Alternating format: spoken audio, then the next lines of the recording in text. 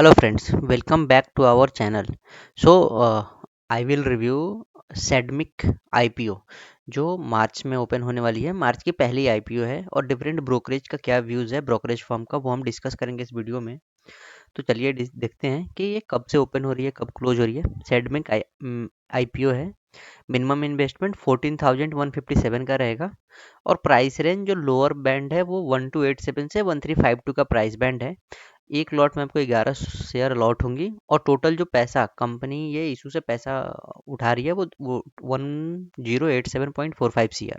Okay, तो company जो open कर रही है आईपीओ 4 मार्च को और ये आईपीओ क्लोज हो जाएंगी 6 मार्च को।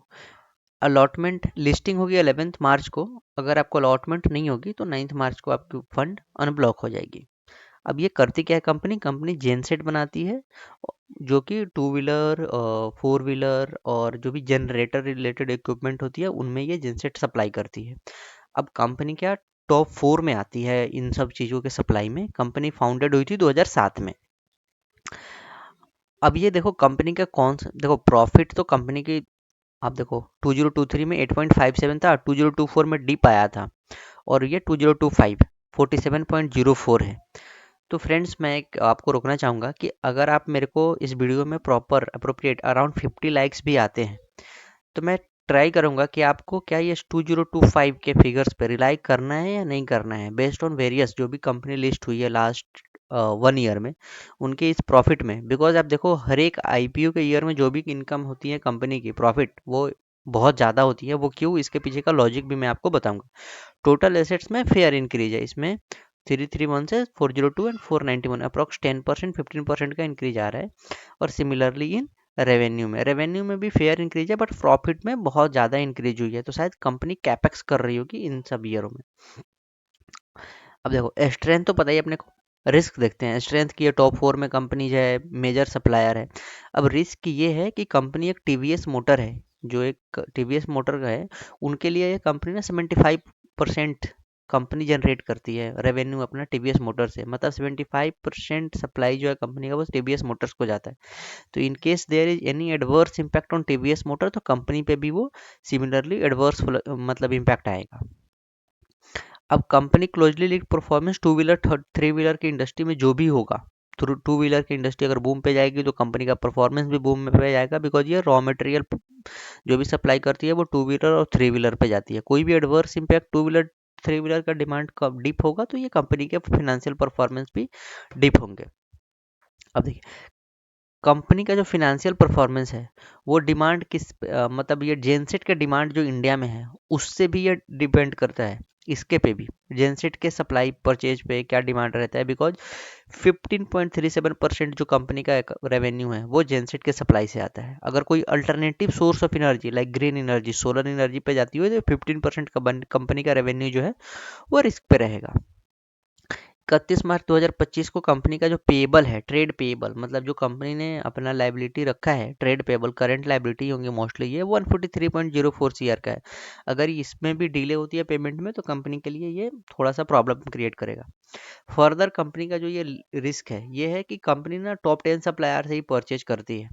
अगर वो कोई भी डिसरप्शन होता है जिससे ये इनपुट परचेज करती हैं वो टॉप 10 ही है, अगर उनमें कोई डिसरप्शन होता है तो वो एक मेजर है। अच्छा, कंपनी का सेल जो है वो चलो ये तो कंपनी में कोई इन्वेस्ट कर रहा है इलेक्ट्रॉनिक फ्यूल इंजेक्शन से रिलेटेड तो वही कंपनी मेनली करती है। फर्दर कंपनी का रेवेन्यू 10% आउटसाइड इंडिया से है, 90% इंडियन में ही है। 19.8% कंपनी का जो लास्ट क्वार्टर क्लोज हुई थी दिसंबर में उसके अकॉर्डिंग 91% कंपनी इंडिया से रेवेन्यू जनरेट करती है, 9% फॉरेन से। ठीक, तो छोटे मोटे लिटिगेशन है कंपनी पे। और कोई सेमीकंडक्टर जो है ये कंपनी चाइना से इंपोर्ट करती है। जो भी सेमीकंडक्टर और सर्किट बोर्ड है वो चाइना से इंपोर्ट करती है। तो अगर कोई भी जियो पॉलिटिकल और जियो मतलब कुछ भी चाइना से ऐसा होता है जो which is not in line with the favourable India के लिए नहीं है तो ये कंपनी के लिए एडवर्स रह सकता है। बिकॉज कंपनी ऑपरेट करती है इन इंडिया। फिनेंशियल इंडिपेंडेंस भी 47.56 पे है। चलिए अब देखते हैं कंपनी के क्या है डिफरेंट ब्रोकरेज फॉर्म का व्यू। अब ब्रोकरेज फॉर्म का व्यू क्या है? आईसीआईसीआई सिक्योरिटीज से हम स्टार्ट करेंगे। आईसीआई सिक्योरिटी ने नेचुरल लुक मतलब आउटलुक दिया है कि आप सब्सक्राइब कर भी सकते हो, नहीं भी करो। कंपनी ने यूनिक टेक्नोलॉजिकल प्लेयर बताया कि कंपनी के पास यूनिक टेक्नोलॉजी है ऑटो एंसिलरी स्पेस में, मतलब to wheeler three wheeler industry में। और बैलेंस शीट जो है healthy EBITDA margin, EBITDA margin मतलब कितना होता है, 20% का एबिटा मार्जिन करती है कंपनी। मतलब आप बोल सकते हो फिक्स कॉस्ट रिकवर करके 20% और कंपनी एक्स्ट्रा कमाती है। However they note that the valuation ये 63 टाइम्स पी का है, मतलब आप ₹1 कमाने के लिए ₹63 दे रहे हो इस कंपनी को, थोड़ा सा ये हाइयर है। अच्छा, एक और बात मैं इसमें मिस कर गया जो मैं डिस्कस नहीं करा। कंपनी जो ये सारा पैसा उठा रही है वो ओएफएस है।